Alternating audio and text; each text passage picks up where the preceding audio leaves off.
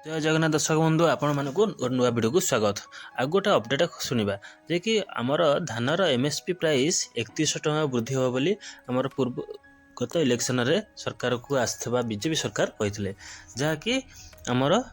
नुआ सरकार भी देवे कहला नुआ सरकार है धानर एमएसपी था 2300 हो गला आ 800 पड़ी हो 3100 टଙ୍କା। यहाँ तो भल खुशी खबर चाषी भाई मानक गोटे भल खबर किंतु गोटे दुख खबर है देखु धान जदि 3100 टଙ୍କା पाइला बेलू एपटे सब मजूरी बढ़े सारे जमीती पीडिया रेट बहुत रेट कर बिहन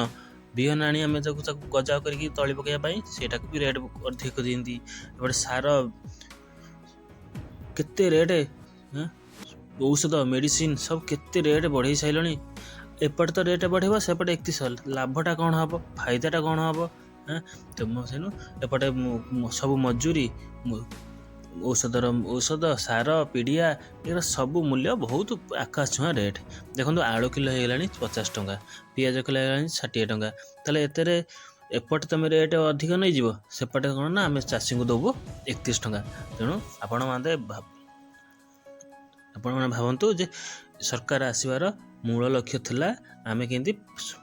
सरकार को आसबू मिछ कथा कहले आम सुभोदय योजना देवु सुभोदय योजना कहले आम ना आम 50,000 देवु आसबार आसु आसु देवु किंतु एबे आसिक कहते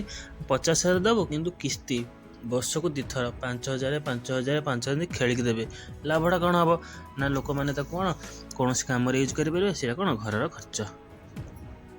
आपण मैंने भावतु यह स्वागत योग्य कि नुह तेणु देखु सब रेट बढ़ाईदे ना आम तुमको 3100 टଙ୍କା देवु एपटे देखला बहुत रेट होगा एपटे देखला 3100 है लाभटा किसी ना से एका मूल को जहाँ 2300 टଙ୍କା था 31 बेले से सब मजूरी बढ़ी सारे श्रमिक मजूरी अधिक गाड़ी भड़ा अधिक सब तेणु आपण मैंने चिंता करूँ कौटा भल है। जय जगन्नाथ। वीडियो भल लगे लाइक शेयर कर।